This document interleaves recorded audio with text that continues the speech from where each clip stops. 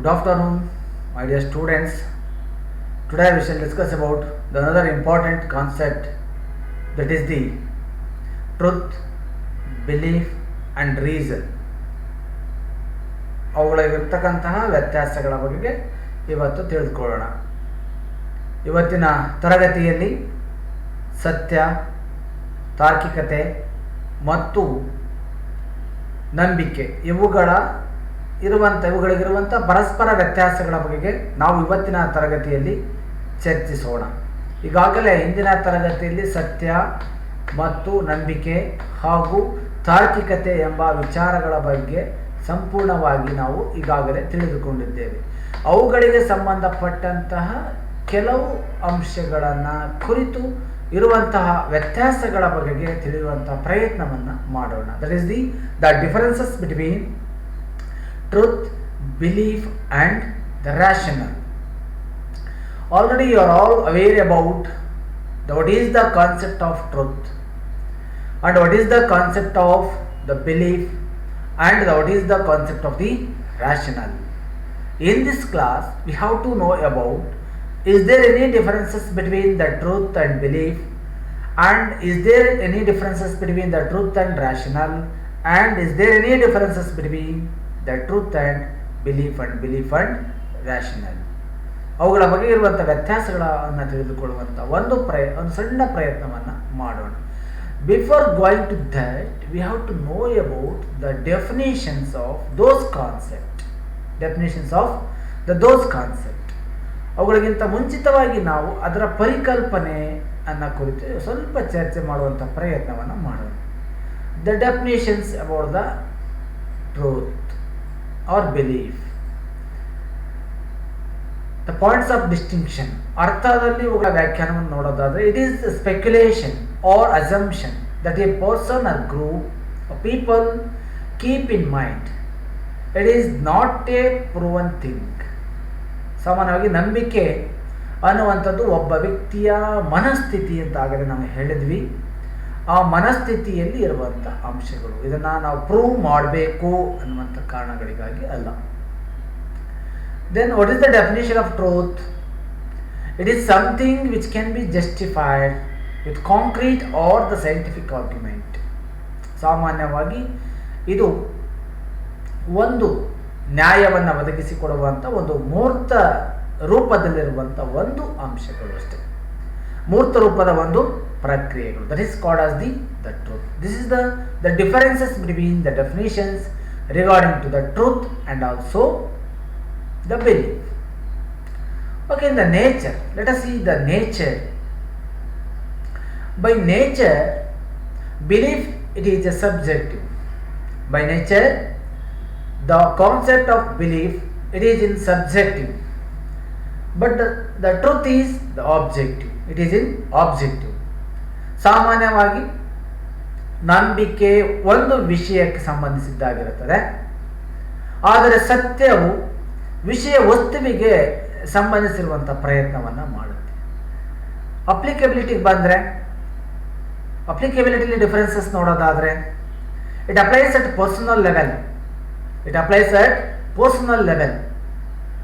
ನಂಬಿಕೆ ಅನ್ನುವಂಥದ್ದು ಒಬ್ಬ ವ್ಯಕ್ತಿಯ ವೈಯಕ್ತಿಕವಾದುದು. ಅದು ನಂಬಿಕೆ, ನಾವು ಹೇಳ್ತೀವಿ ನಿಮ್ಮ ನಂಬಿಕೆ ನಿಮಗಪ್ಪ, ನಮ್ಮ ನಂಬಿಕೆ ನಮಗೆ. It is applies at personal level, ವೈಯಕ್ತಿಕವಾಗಿ ವ್ಯಕ್ತಿಗೆ ಸಂಬಂಧಿಸಿರುವಂಥದ್ದು.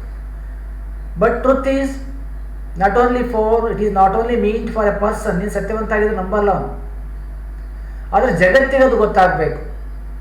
That's why it applies at universal level.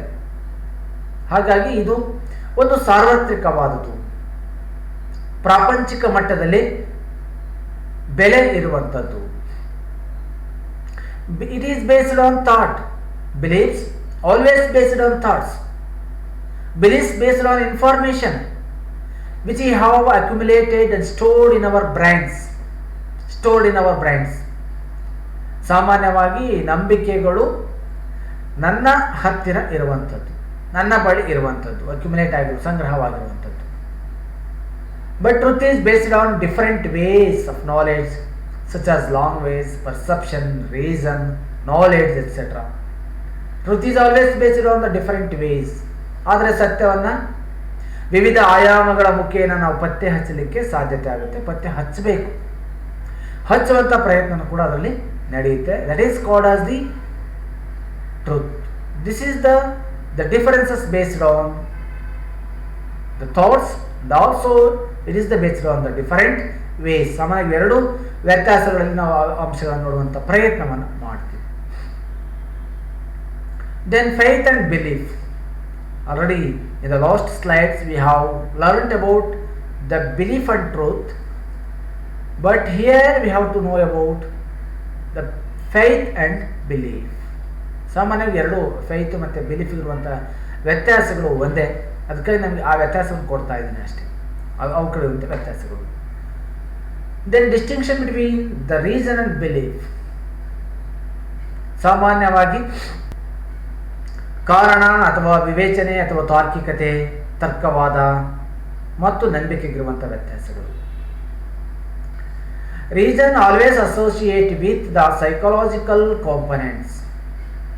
ಕಾರಣ, ತಾರ್ಕಿಕತೆ, ನಮ್ಮ ವಿವೇಚನೆ ಅಂತ ಏನು ಕರೀತೀವಲ್ವಾ, ಅದು ಯಾವಾಗಲೂ ಕೂಡ ಮನೋವೈಜ್ಞಾನಿಕ ಅಂಶಗಳ ಆಧಾರದ ಮೇಲೆ ಇರುವಂಥದ್ದು. ಆ ಹಿನ್ನೆಲೆಯಲ್ಲಿ ಅದನ್ನು ನಾವು ವ್ಯಾಖ್ಯಾನಿಸುವಂಥ ಪ್ರಯತ್ನವನ್ನು ಹೆಚ್ಚು ಮಾಡ್ತೇವೆ. ಹೆಚ್ಚು ಆ ಪ್ರಯತ್ನಗಳು ಅಲ್ಲಿ ನಡೆಯುತ್ತೆ. ಆ ಹಿನ್ನೆಲೆಯಲ್ಲಿ ಅದಕ್ಕಿರುವಂಥ ಅಂಶಗಳು ಅಷ್ಟು ಪ್ರಮಾಣ. Reason associate with the psychological components. Belief associate with the philosophical components. ಕಾರಣವಾದ ಅಥವಾ ತಾರ್ಕಿಕತೆ ಅಥವಾ ವಿವೇಚನೆ ಮನೋವೈಜ್ಞಾನಿಕ ಅಂಶಗಳ ಆಧಾರದ ಮೇಲೆ ಬಿಂಬಿತವಾಗಿದ್ದರೆ, ನಂಬಿಕೆ ತತ್ವಶಾಸ್ತ್ರೀಯ ಅಂಶಗಳ ಆಧಾರದ ಮೇಲೆ ಬಿಂಬಿತವಾಗಿರುತ್ತದೆ. ತತ್ವಶಾಸ್ತ್ರದ ಅಂಶಗಳ ಆಧಾರದ ಮೇಲೆ ಅದನ್ನು ನಾವು ಆ ಅಂಶಗಳು ಅದರಲ್ಲಿ ಹೆಚ್ಚಾಗಿರುತ್ತೆ. ಫಿಲಾಸಫಿ ಅಂದರೆ ತತ್ವ, ಅಂದರೆ ಧರ್ಮ, ಆ ದೃಷ್ಟಿಯಲ್ಲಿ ಅದನ್ನು ನಂಬಿಕೆ ಮಾಡುವಂಥ ಪ್ರಯತ್ನ. Reason makes the scientifically.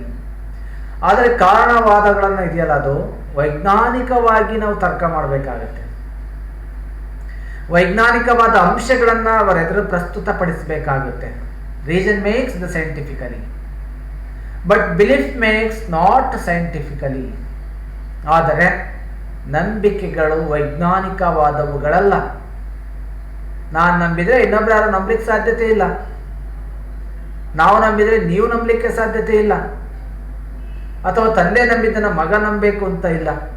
Beliefs makes not scientifically. Third one is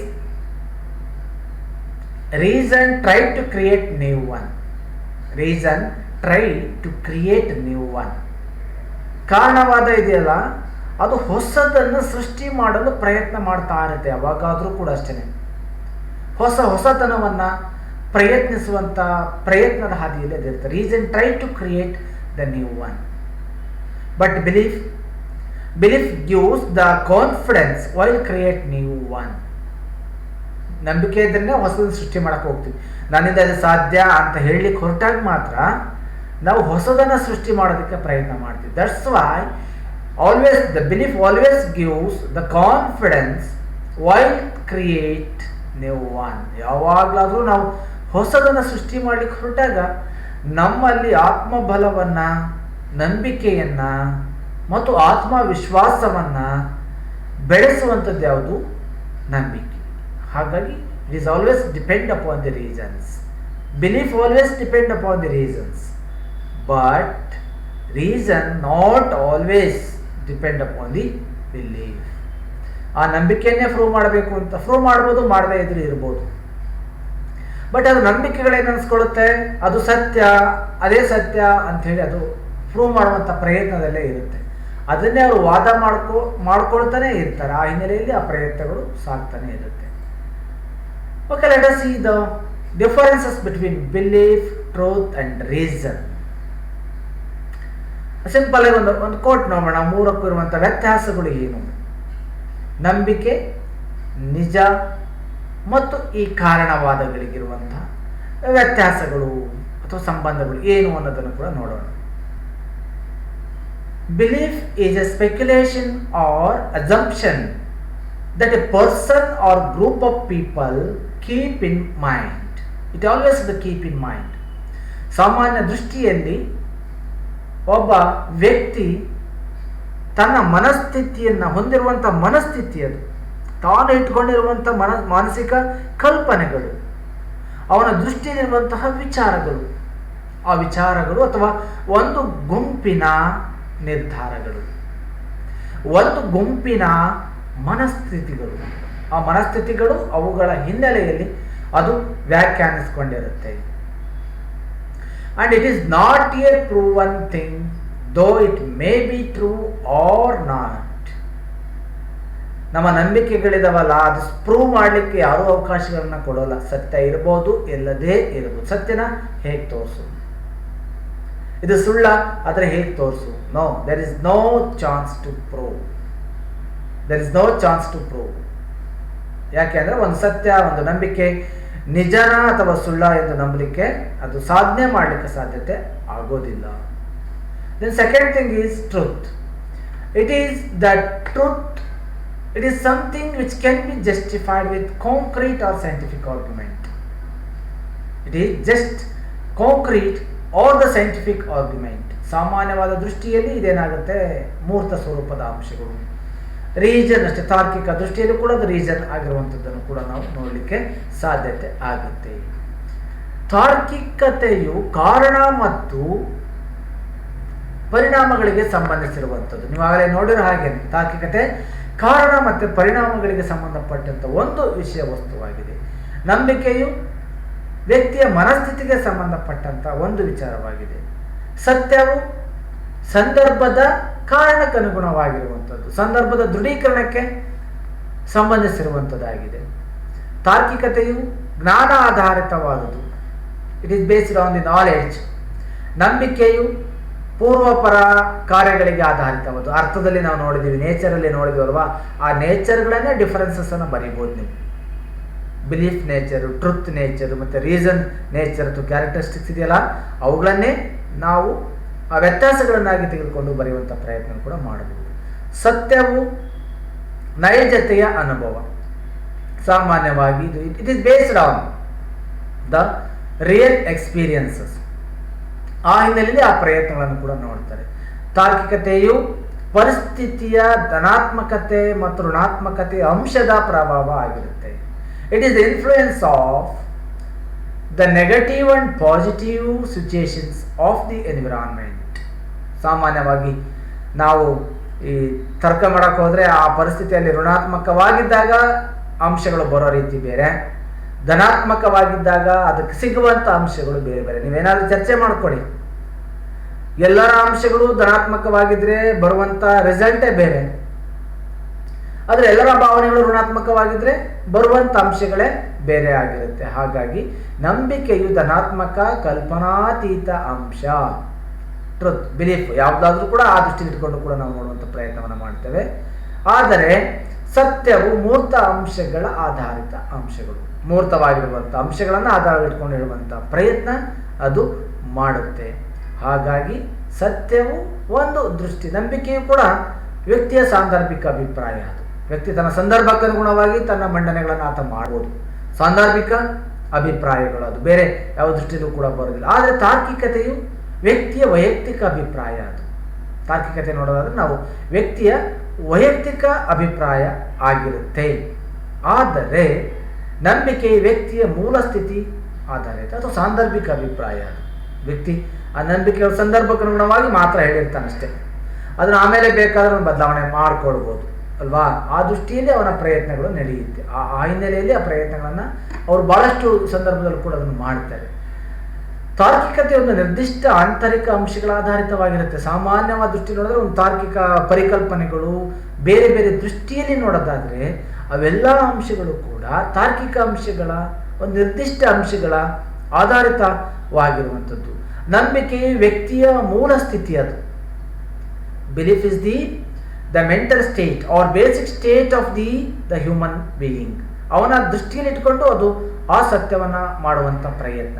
ಆದರೆ ಸತ್ಯವು ವಾಸ್ತವಿಕ ಅಂಶಗಳ ವಸ್ತುನಿಷ್ಠ ಆಧಾರ. ಅದು ವಸ್ತುನಿಷ್ಠ ಆಧಾರಿತವಾಗಿರುವಂಥ ಕೆಲವೊಂದು ಅಂಶಗಳು ಆ ಹಿನ್ನೆಲೆಯಲ್ಲಿ ಅದನ್ನು ಬಳಕೆ ಮಾಡುವಂಥ ಪ್ರಯತ್ನವನ್ನು ಕೂಡ ಅಲ್ಲಿ ಮಾಡಲಾಗ್ತದೆ. ತಾರ್ಕಿಕತೆಯ ಸಾಕ್ಷಿಗಳನ್ನು ಪ್ರಸ್ತುತಪಡಿಸುವಿಕೆಯನ್ನು ಅವಲಂಬಿಸಿದೆ. ತಾರ್ಕಿಕತೆ ಇದೆಯಲ್ಲ, ಆ ನಂಬಿಕೆ ತರ್ಕ ನೀವು ಮಾಡ್ಲಿಕ್ಕೆ ಹೊರಟ್ರೆ ನೀವೇನು ಪ್ರಸ್ತುತಪಡಿಸ್ತಿರಲ್ಲ ದಾಖಲೆಗಳು, ಆ ದಾಖಲೆಗಳನ್ನು ಅವಲಂಬಿಸಿದೆ. ತರ್ಕ ನಿಜ ಆಗಬೇಕಾ ಸುಳ್ಳು ಆಗಬೇಕಾ? ಸುಮ್ಮನೆ ಬರೀ ಬಾಯಿ ಮಾತನಾಡೋದಾದರೆ ನಿಮ್ಮದು ಬರೀ ನಂಬಿಕೆ ಅಷ್ಟೇ. ಅದನ್ನು ನಿಜಗೊಳಿಸ್ಬೇಕು ನೀವು ಅನ್ನೋದಾದರೆ ಅದಕ್ಕೆ ಕೆಲವು ಸಾಕ್ಷಿಗಳನ್ನು ನೀವು ಕೊಡಬೇಕು. That's why belief is the mental state, truth is the real thing, truth is the real thing and the reason is the real nature of the person. ತಾರ್ಕಿಕತೆಯು ಸಾಕ್ಷಿಗಳನ್ನು ಪ್ರಸ್ತುತಪಡಿಸುವಿಕೆಯನ್ನು ಅವಲಂಬಿಸಿದೆ. ನಾವು ಆಗಲೇ ಹೇಳಿದಾಗೆ ಅದು ಯಾವ ರೀತಿ ಸಾಕ್ಷಿಗಳನ್ನು ಕೊಡ್ತೀವೋ ಅದರ ಮೇಲೆ ಕೊಡುವಂಥ ಪ್ರಯತ್ನ. ನಂಬಿಕೆಯು ಒಂದು ಭಾವನೆಯ ಸತ್ಯ, it is the feeling of truth, it is basically the feeling of truth, but the reason is A thinking process. Reason is A thinking process. ಹಾಗಾಗಿ ಒಂದು ಆಲೋಚನಾ ಪ್ರಕ್ರಿಯೆಯಲ್ಲಿ ಆ ಥರದ ಅಂಶಗಳನ್ನು ಕೂಡ ಹೇಳುವಂಥ ಪ್ರಯತ್ನವನ್ನು ಮೊದಲಿಂದನೂ ಕೂಡ ಅವರು ಮಾಡ್ತಾ ಬಂದಿದ್ದಾರೆ. But the reality is it is always based on are the depend upon the real situation. ಸತ್ಯ ಏನು ಮಾಡ್ತಾ ಇದೆ? ಸತ್ಯವು ವಾಸ್ತವಯುತ ಅಂಶಗಳ ಆಧಾರದ ಮೇಲೆ ಅದು ಆಧಾರಿತವಾಗಿದೆ. ಉದಾಹರಣೆ, ಸತ್ಯ ನಮ್ಮ ಜೀವನಕ್ಕೆ ಉಪಯುಕ್ತವಾದದ್ದಾಗಿರಬೇಕು ಅಂದರೆ ಅಷ್ಟೇ ಸಾಲದು. ಬಟ್ ಉಪಯುಕ್ತವಾಗಿದ್ದಾಗಿರಬೇಕು ಅಂದರೆ ನಮ್ಮ ವರ್ತನೆಗಳು, ವಾದಗಳಿದೆಯಲ್ಲ ಅದು ಕರೆಕ್ಟ್ ಆಗಿರಬೇಕು, ನಮ್ಮ ಮಂಡನೆಗಳು ಕರೆಕ್ಟ್ ಆಗಿರಬೇಕು, ನಾವು ಕೊಡುವಂಥ ಸಾಕ್ಷ್ಯಗಳು ಕರೆಕ್ಟ್ ಆಗಿರಬೇಕು. ಸತ್ಯದ ಮಹತ್ವವನ್ನು ವ್ಯಕ್ತಿ ಮನಗಾಣುವುದರಿಂದ ಪರಮೋಚ್ಚ ಮೌಲ್ಯ ಉಂಟಾಗುತ್ತದೆ. ನಾವು ಯಾವ ವ್ಯಕ್ತಿಗೆ ಯಾವ ದೃಷ್ಟಿಯಲ್ಲಿ ಆ ಮೌಲ್ಯಗಳನ್ನು ಹೇಳುವಂಥ ಪ್ರಯತ್ನವನ್ನು ಮಾಡ್ತೀವೋ ಆ ಹಿನ್ನೆಲೆಯಲ್ಲಿ ನಮ್ಮ ಅಂಶಗಳು ಹೆಚ್ಚು ಜಾಗೃತ ಆಗಲಿಕ್ಕೆ ಸಾಧ್ಯತೆ ಆಗುತ್ತೆ. ತಾರ್ಕಿಕತೆಯ ಸಾಕ್ಷಿಗಳನ್ನು ಆಧಾರವಿಟ್ಕೊಂಡು ಪ್ರಯತ್ನವನ್ನು ಮಾಡ್ತಾ ಹೋದರೆ ಸತ್ಯದ ಅಂಶಗಳು ಕೂಡ ಬೇರೆ ಬೇರೆ ದೃಷ್ಟಿಯಲ್ಲಿ ಕಾಣಲಿಕ್ಕೆ ಸಾಧ್ಯತೆ ಆಗುತ್ತೆ. The power of the mind to think, understand and form the judgements logically, that is the capacity of the reason. ಒಂದು ತಾರ್ಕಿಕತೆಯ ಒಂದು ಅಂಶಗಳಷ್ಟೇ ಅದು. ಆ ಅಂಶಗಳ ಹಿನ್ನೆಲೆಯಲ್ಲಿ ಅದರ ಆ ಪ್ರಯತ್ನಗಳು ಕೂಡ ಆಗ್ತಾ ಇರುತ್ತೆ. ಆ ಹಿನ್ನೆಲೆಯಲ್ಲಿ ನಮ್ಮ ಪ್ರಯತ್ನಗಳು ಕೂಡ ಮಾಡಬೇಕು. It is something which can be justified with concrete or scientific arguments. Truth can be defined as the scientifically it should be the proved in the manner. That's why we have to know about the reason and truth and also the belief, the differences between these aspects in the classes. According to some philosophers, the theories of the truths are there, theories of the beliefs are there, theories of the reasons are there. ಸಾಮಾನ್ಯವಾದ ದೃಷ್ಟಿಯಲ್ಲಿ ನೋಡೋದಾದ್ರೆ ಅವೆಲ್ಲ ಅಂಶಗಳು ಕೂಡ ಕೆಲವೊಂದು ಸಿದ್ಧಾಂತಗಳನ್ನು ಪ್ರಸ್ತುತ ಮಾಡೋದನ್ನು ಕೂಡ ಅವರು ನೋಡ್ತಾ ಇದ್ದಾರೆ ಅಥವಾ ಹೇಳ್ತಾ ಇದ್ದಾರೆ. ಆ ಹಿನ್ನೆಲೆಯಲ್ಲಿ ಆ ತತ್ವ ಸಿದ್ಧಾಂತಗಳನ್ನು ಕೂಡ ಪ್ರಸ್ತುತಪಡಿಸುವಂತಹ ಪ್ರಯತ್ನ ಆಗಿರಬೇಕು. Truth is always the value oriented, but reason is always the situational oriented, but belief is always the mental status oriented. These are some important the major differences between the belief, truth and reason. ಸಾಮಾನ್ಯವಾಗಿ ಸತ್ಯವು ಯಾವಾಗಲೂ ಕೂಡ ವಿಚಾರಣೆ ಅಥವಾ ಮೌಲ್ಯಾಧಾರಿತವಾಗಿರುವಂಥದ್ದು. ಆದರೆ ತಾರ್ಕಿಕತೆ ಯಾವಾಗಲೂ ಕೂಡ ಮೌಲ್ಯಕ್ಕೆ ಸಾಕ್ಷಿಗಳನ್ನು ಕೇಳುತ್ತೆ. ಅದಷ್ಟೇ. ಸತ್ಯ ಇರಬಹುದು, ಅದು ನನಗೆ ಗೊತ್ತಿಲ್ಲ, ಸಾಕ್ಷಿಗಳನ್ನು ಕೊಡಿ ಅಂತ ಕೇಳುತ್ತೆ. ನಂಬಿಕೆಗಳು ಈ ಕಡೆ ಟ್ರುತ್ತನ್ನು ಬಲವಾಗಿ ಪ್ರತಿಪಾದನೆ ಮಾಡೋದಿಲ್ಲ, ಈ ಕಡೆ ನಂಬಿಕೆಗಳನ್ನು ಕೂಡ ಅದು ಬಲವಾಗಿ ಪ್ರತಿಪಾದನೆ ಮಾಡೋದು. That's why the reason associate with the psychological components. ಹಾಗಾಗಿನೇ ಕಾರಣ ಅಥವಾ ವಿವೇಚನೆ ಅಥವಾ ತರ್ಕವಾದ ಏನಿದೆಯಲ್ಲ ಅದು ಯಾವಾಗಲೂ ಕೂಡ ಮನೋವೈಜ್ಞಾನಿಕ ಅಂಶಗಳ ಆಧಾರದ ಮೇಲೇ ಇರುತ್ತೆ. ಅದು belief associate with the philosophical component. ಹಾಗಾಗಿ ಇದೇನು ಮಾಡುತ್ತೆ, ಯಾವಾಗಲೂ ಕೂಡ ಈ ಥರದ ಅಂಶಗಳ ದೃಷ್ಟಿಯಲ್ಲೇ ಇಟ್ಟುಕೊಂಡು ಹೇಳುವಂಥ ಪ್ರಯತ್ನವನ್ನು ಅದು ಮಾಡುತ್ತೆ. ಹಾಗಾಗಿ ಹೇಳಿಕೆ ನಂಬಿಕೆ ಆದರೆ ಹೇಳಿಕೆ ನಿಜ ಅಂತ ನಂಬೋದು ಸತ್ಯ, ಹೇಳಿಕೆಗೆ ಕಾರಣಗಳನ್ನು ಹುಡುಕೋದಿದೆಯಲ್ಲ ಅದು ತರ್ಕವಾದ. Okay my dear students, this is all about in the previous class we have discussed about the concept of the the truth, belief and reason. In this class, we have to learn about the differences between the belief, truth and also the reason. Thank you.